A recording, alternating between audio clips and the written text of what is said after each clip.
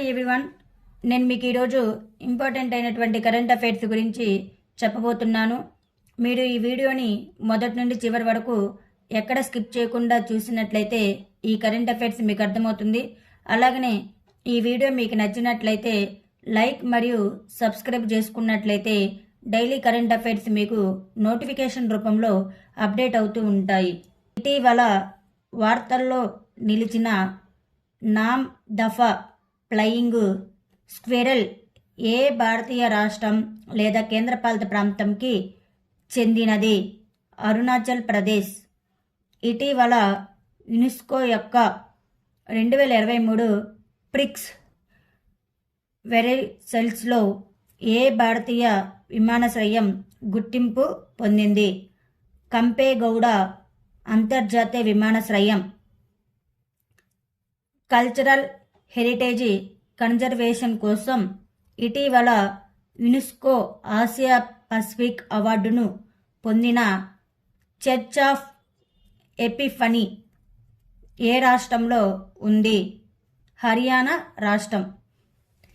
India skills report 2024 ప్రకారం పనిచేయడానికి అత్యంత ప్రాధాన్య రాష్ట్రం ఏది? కేరళ. నేషనల్ బ్యాడ్మింటన్ ఛాంపియన్షిప్ 2023లో మహిళల సింగిల్స్ టైటిల్ను ఎవరు గెలుచుకున్నారు? Aditi Parekh. Intra district helicopter service ఇటీవల ఏ రాష్ట్రంలో ప్రారంభించబడింది? ఉత్తరప్రదేశ్.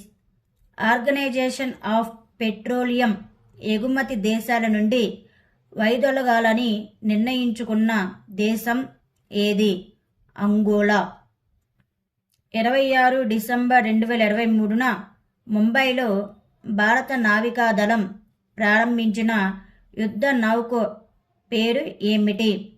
INS ఇంఫాల్.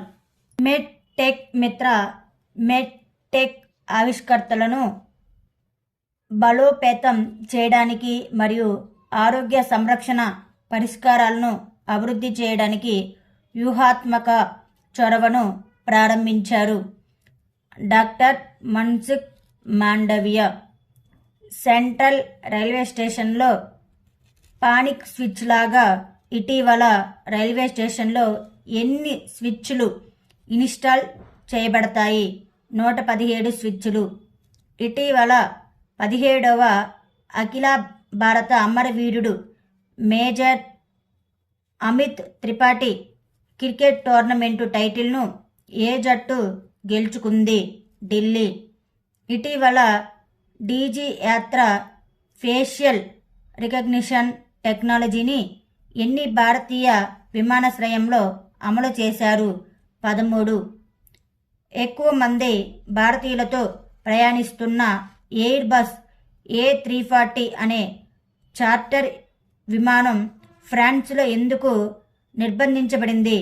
అనుమానిత మానవ అక్రమ రవాణా ఆరోపణలు.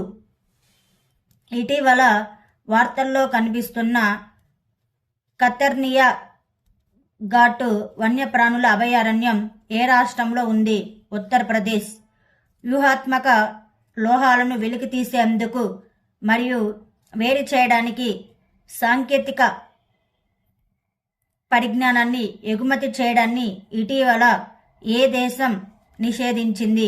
చైనా.